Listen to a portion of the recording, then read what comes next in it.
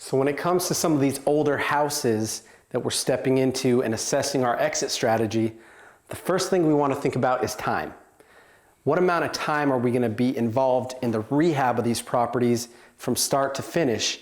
And are we going to be most effective and efficient in coming in, bringing our crew, doing a full out rehab, as opposed to quickly selling the house as is to another investor?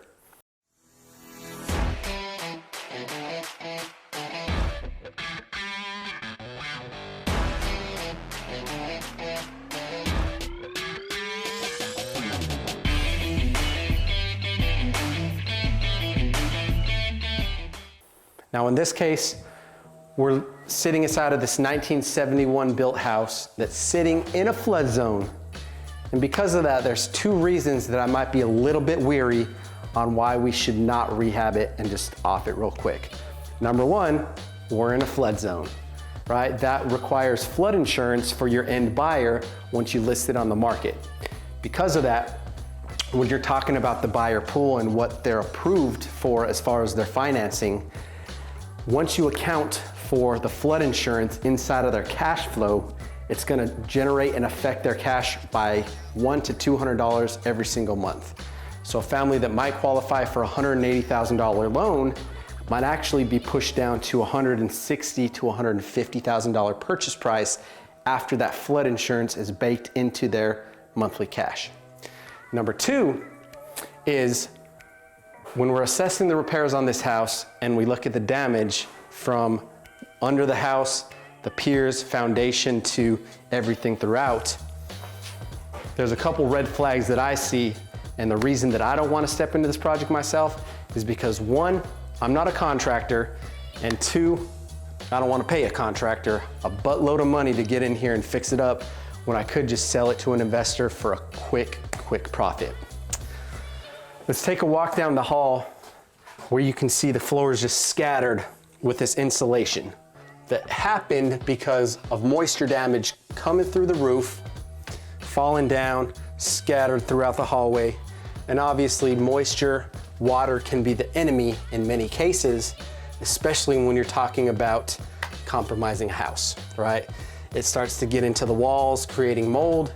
It gets under the foundation, creating settling, cracks, and a lot of different dirt and termites that you don't want to deal with.